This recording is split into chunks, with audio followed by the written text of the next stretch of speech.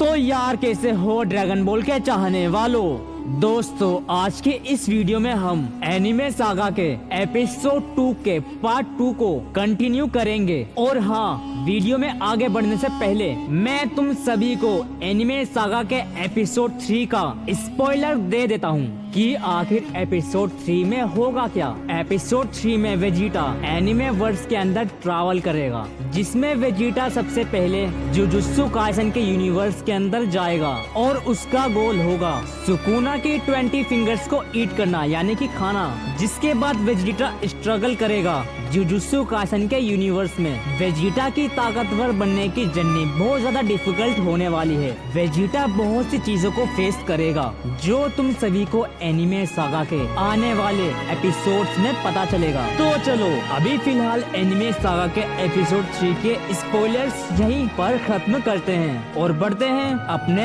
Episode 2 के part 2 की main story line की तरफ। कहानी की शुरुआत विश से होती है, जहाँ पर विश बहुत ही ज्यादा उदास खड़ा होता है। विश को देखकर ऐसा लग रहा होता है कि विश किसी मिस्टीरियस प्लेनेट पर है और विश बहुत ही ज्यादा सैड है। इतना ज्यादा सैड विश आज तक कभी नहीं हुआ। विश ने अपनी लाइफ में बहुत से डिस्ट्रॉयर्स को ट्रेन किया है, लेकिन विश को कभी इतना दुख नहीं हुआ जितना दुख विश को आज हो रहा है। अब विश किस चीज को लेकर परेशान है वो अभी तुमको आगे मांगा में पता चलेगा। और जिस किसी ने भी अभी इसके एपिसोड 1 और एपिसोड 2 के पार्ट 1 को नहीं देखा तो तुम पहले उनको जाकर चेक करो, तभी पूरी स्टोरी लाइन तुमको समझ में आएगी। विश उदास खड़ा होता है और बोलता है, वेजिटा मैं जानता हूँ इस टाइम तुम पर क्या बीत रही है। इसमें तो कोई भी शक नहीं है कि तुम एक महान वॉरियर हो। मैंने अपनी पूरी जिंदगी में जितने भी लोगों को ट्रेन किया है, तुम उन सब से अलग हो, बहुत बहुत ज्यादा अलग। जहाँ तक मैंने तुमको समझा है उसके हिसाब से तुम्हारे जीने का लक्ष्य सिर्फ एक ही था, वो था खुद को कभी झुकने ना देना और खुद को बेहतर से बेहतर बनाना। मैंने देखा है वेजिटा तुम्हारा स्ट्रगल, तुम हर एक उस शख्स से टकराने की हिम्मत रखते थे जो तुम्हारे प्राइड और सयन ब्लड के खिलाफ थे। वेजिटा सच में मुझसे अब तुम्हारी यह हालत देखी नहीं जाती। अब लगता है कि मुझे ही कुछ करना होगा। तभी ये बोलते बोलते विश वहाँ से चला जाता है। उसी टाइम सीन शिफ्ट होता है और हम गोकू को देखते हैं। इस टाइम तक गोकू एक नए लेवल पर है शक्ति के। इस टाइम गोकू अपनी नई फॉर्म सुपर सैयन वाइट में होता है। यह फॉर्म को देखकर ऐसा लग रहा होता है कि गोकू की पूरी बॉडी एक प्योर लाइट में ट्रांसफॉर्म हो चुकी है और उस फॉर्म के अंदर रहकर गोकू एक नए टेक्निक का यूज करता है जिसका नाम अल्टीमेट विजन होता है। इस टेक्निक का यूज गोकू डेमेग्रा पर करता है और डेमेग्रा इस टेक्निक के चपेट में आ जाता है। स्टोरी के आगे बढ़ने से पहले मैं तुमको थोड़ा इस टेक्निक के बारे में एक्सप्लेन कर देता हूँ कि आखिर इस टेक्निक का यूज क्या है। यह टेक्निक गोकू ने किसी से सीखी नहीं है, बल्कि यही टेक्निक उसे गिफ्टेड मिली है अपनी फॉर्म सुपर सैयन वाइट से। इस टेक्निक में प्योर लाइट निकलती है और सामने वाले ओपोनेंट को फ्रीज कर देती है। यह टेक्निक कुछ टाइम के लिए ओपोनेंट के ब्रेन के सेल्स को डैमेज कर देती है और उसकी पूरी बॉडी पैरालाइज की कंडीशन में आ जाती है, जिसके बाद वो ओपोनेंट पूरा का पूरा अनकॉन्शियस हो जाता है। अब आते हैं अपनी स्टोरी लाइन की तरफ। डेमेग्रा जो होता है वो इस अटैक के चपेट में आ जाता है, लेकिन उसे यह पता होता है कि इस टेक्निक का यूज क्या है और डेमेग्रा तभी एक अपना आफ्टर इमेज क्लोन टेक्निक का यूज करता है और हमको पता चलता है कि जिसके चपेट में डेमेग्रा आया था वो डेमेग्रा नहीं था बल्कि उसका क्लोन था। इससे पहले गोकू को यह पता चलता कि उसका अटैक अब किसी भी काम का नहीं है। उससे पहले डेमेग्रा अपनी सुपर स्पीड का यूज करके गोकू के पीछे आ जाता है और एक जोर से गोकू की कमर पे अपना मुक्का जड़ देता है। डेमेग्रा के इस पंच की पावर इतनी होती है कि गोकू को देखकर ऐसा लग रहा होता है कि मानो गोकू तो अब गया। इस पंच में से इतना खतरनाक फोर्स निकलता है कि इस पंच की शॉक वेव पूरे प्लेनेट पर और उसके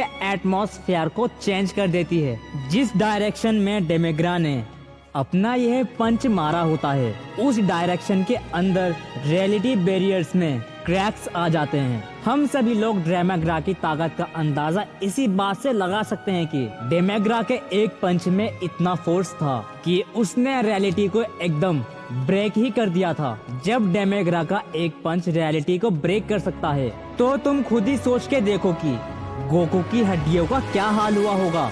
जब गोकू को यह पंच पड़ा था तब गोकू के मुंह से खून भी आ गया था, लेकिन गोकू ने चाहे अंदर से कितने भी इंटरनल इंजरीज क्यों ना ली हो, फिर भी गोकू डेमेग्रा का यह पंच सरवाइव कर जाता है।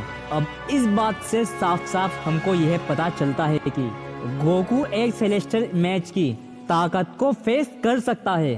तभी सीन शिफ्ट होता है और हम गोकू को देखते हैं। गोकू इस टाइम बहुत बुरी कंडीशन में है। जब से गोकू इस ड्रैगन की डायमेंशंस के अंदर आया है तब से गोकू की बॉडी खुद को इस डायमेंशन के हिसाब से खुद को ढालने की कोशिश कर रही है। जिस प्लेनेट पर गोकू अभी है उसका नाम Y9268 प्लेनेट है। यह प्लेनेट इस डायमेंशन का सबसे छोटा प्लेनेट है और इस प्लेनेट की ग्रेविटी लगभग 10,000 ब्लैक होल्स के बराबर है। तो अब तुम खुद ही सोच सकते हो मैंने क्या बोला था। यह प्लेनेट इस डायमेंशन का सबसे छोटा प्लेनेट है और अभी गोकू ने अपनी ट्रेनिंग, अपनी जर्नी शुरू भी नहीं की है। गोकू इस ग्रेविटी को सरवाइव कर रहा है, यहाँ के एनवायरनमेंट को सरवाइव कर रहा है। और अभी इतना ही नहीं, डेमेग्रा का गोकू के साथ बस अभी एक ट्रायल ही है। अभी इस डायमेंशन के अंदर गोकू की असली ट्रेनिंग शुरू भी नहीं हुई है। सीन शिफ्ट होता है और हम विश को देखते हैं। विश अभी अभी टेलीपोर्ट करके किसी प्लेनेट पर आया होता है। विश इस प्लेनेट पर खड़ा होकर सोचने लग जाता है कि आखिर वो कहाँ होगा। तभी विश के दिमाग में कुछ आता है और वो अपना स्टाफ जमीन पर मारता है। जैसे ही विश ऐसा करता है तभी उसके स्टाफ में से एक रोशनी निकलती है और वो रोशनी पूरे प्लेनेट पर फैल जाती है। तभी विश को उसके स्टाफ के अंदर कुछ दिखता है और विश बोलता है, ओहो तो तुम यहाँ हो वेजिटा।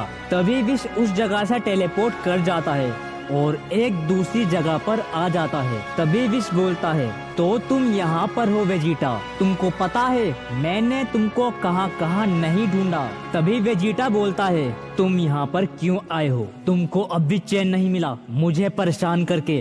वेजिटा के जवाब में विश बोलता है, नहीं वेजिटा, ऐसी कोई बात नहीं है, बल्कि मैं तो तुमको कुछ बताने के लिए आया हूँ। तभी विश की बात को काटते हुए वेजिटा बोलता है, अब तुमको क्या बात करनी है मुझसे? क्या अब भी कुछ रह गया है? बताना, मुझे तुम्हारी कोई भी बात नहीं सुननी है। चले जाओ यहाँ से और मुझे अकेला छोड़ दो। तभी विश बोलता है, कोई बात नहीं वेजिटा, अगर तुमको मेरी बात नहीं सुननी है तो कोई बात नहीं। मैं तो बस इतना बताने आया था कि तुमको कि एक शख्स है जो तुम्हारी मदद कर सकता है उस ड्रैगन की डायमेंशंस को ब्रेक करने में। तभी वेजिटा बोलता है, क्या तुम सच बोल रहे हो? विश, कहीं तुम मेरे साथ मजाक तो नहीं कर रहे हो ना? मैं सच बता रहा हूँ, मैं इस तरह का मजाक बिल्कुल भी बर्दाश्त नहीं करूंगा। तभी विश बोलता है, नहीं वेजिटा, भला मैं तुमसे मजाक क्यों करूंगा? मैं सच बोल रहा हूँ, मेरी बात का यकीन मानो। एक शख्स है जिसको मैं जानता हूँ और वो तुम्हारी मदद जरूर करेगा। तभी वेजिटा बोलता है, कौन है वो शख्स? मुझे बताओ उसके बारे में। तभी विश बोलता है, वेजिटा,